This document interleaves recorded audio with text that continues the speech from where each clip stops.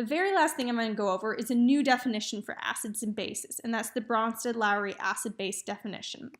So a Bronsted-Lowry acid donates a hydrogen ion, while a Bronsted-Lowry base accepts a hydrogen ion.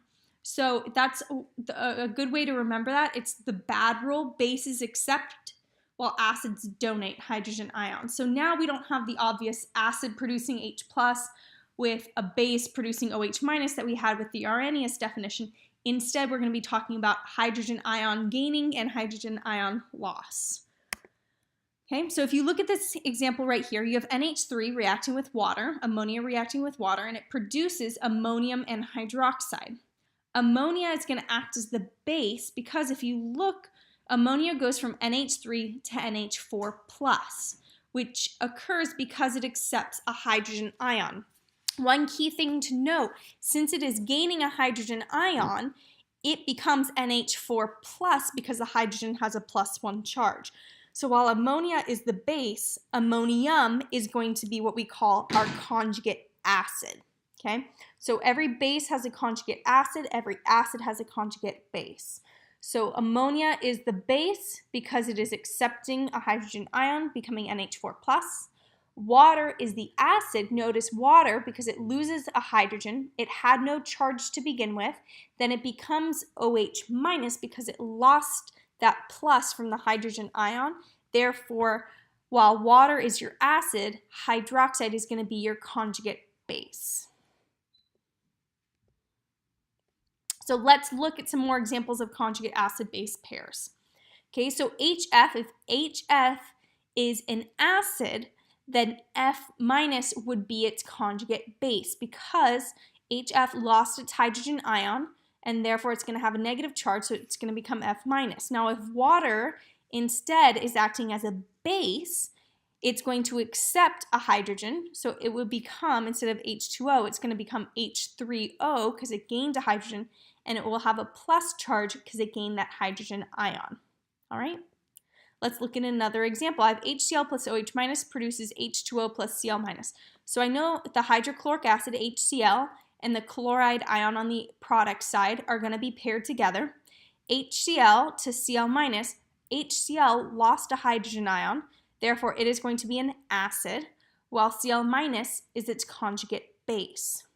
Hydroxide gained a hydrogen ion, so it's going to be the base, to become H2O. Notice H2O doesn't have a charge because the OH minus, that minus charge was canceled out with the plus charge of H+, and so water is going to be its conjugate acid, and that's it. So in the last video, we talked about being able to identify acids versus bases, and now I'm going to give you a quick introduction into how to quantitatively measure how much acid there is in the solution.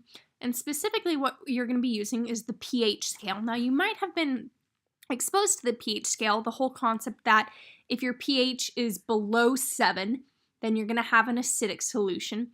If it's above 7, you're going to have a basic solution. And if it's at 7, then you have a neutral solution. Well, we're going to actually be able to calculate the concentration of hydrogen ions based on the pH scale now. So pH actually stands for power of hydronium, which is the same thing as saying hydrogen ions. And the reason why the pH scale is important is because the concentration of hydrogen ions we're going to be measuring is going to be very, very small. And what the pH allows you to do, the pH scale allows you to take really small numbers and makes them between about 0 to 14. So it makes them much more manageable. So a couple of formulas. Here I've got that my pH equals the negative log of my concentration of H+. All right, and we're going to be talking about how to get rid of that log in a second because it's going to require some Algebra 2 work that you guys might not have been exposed to, but it's totally manageable, okay? So that's your pH right there. Your pOH is the same thing except it's the negative log of your concentration of OH minus instead of the negative log of your concentration of H+. And then finally, your pH plus your pOH, that equals 14. Okay, so let's look at an example. So here I give you your concentration of H+, and I ask you to solve for your pH and your pOH. So what I'm going to do is I'm going to go into my calculator, And because my pH equals the negative log of my concentration of H+, I'm going to just plug that into my calculator. I'm going to hit negative log of 1 times 10 to the negative third. And what you get is 3. That will be your answer. Now, the only tricky thing about these problems is making sure you're rounding to the correct number of sig figs. So, for your concentrations, if I give you concentrations of either H+ or OH-, you are going to be looking at sig figs. So, however many sig figs your concentration has, that's how many decimal places your pH should have. So, since H+ has 1 sig fig there, I'm going to need to make my pH 3.0 so that it has 1 decimal place. Now, since I know that the pH plus the pOH equals 14, I can take 14 and subtract 3.0 from that in order to get my pOH, which is 11.0. Okay? Let's look at a slightly trickier problem. What if instead of giving you concentration of H+, what if I give you your pH and I ask for your concentration of OH-? Well, I can first determine my pOH. I just need to take 14 and subtract 2 from it, so I get 12.0. Okay. Now comes the part of getting rid of your log. So if you look at your formula for pOH, it tells you pOH equals the negative log of your concentration of OH-. So I'm trying to get OH- all by itself. So what I'm going to do is I'm going to try and get the log of OH- all by itself. So I'm going to move that negative sign over, and what that would give me in this problem would be negative 12. Okay, so negative 12 equals my log of OH-.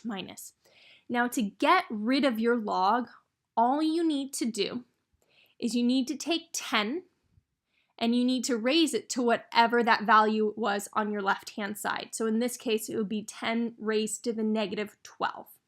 Because what you don't see here is the way that a log is actually supposed to be written is negative log of, and there's a little number between log and OH-, and then we call that base 10. So it's going to be 10 raised to the negative, whatever my pOH is, that's going to give me my concentration of OH-.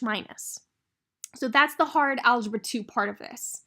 If you don't want to remember that, just always remember, if I'm trying to solve for either H+ or OH-, I'm going to take 10 raised to the negative either pH or pOH, and that's all you have to remember. So here, I'm going to take 10 and raise it to the negative 12.0, okay? I want, because my pOH has 1 decimal place, I want 1 sig fig in my final answer, so what I would get is 1 times 10 to the negative 12, and that's my answer. Now, this works out perfectly because my pOH and my pH are whole numbers.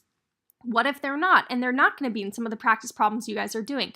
Well, all you would need to do is take 10 raised to the negative whatever your pOH is or whatever your pH is, and then figure out how many sig figs your answer needs. So if I got, for example, 1.8 times 10 to the negative 12 for my answer, I would just round that to 2, so my answer would be 2 times 10 to the negative 12, and that would be my concentration of OH-. Okay?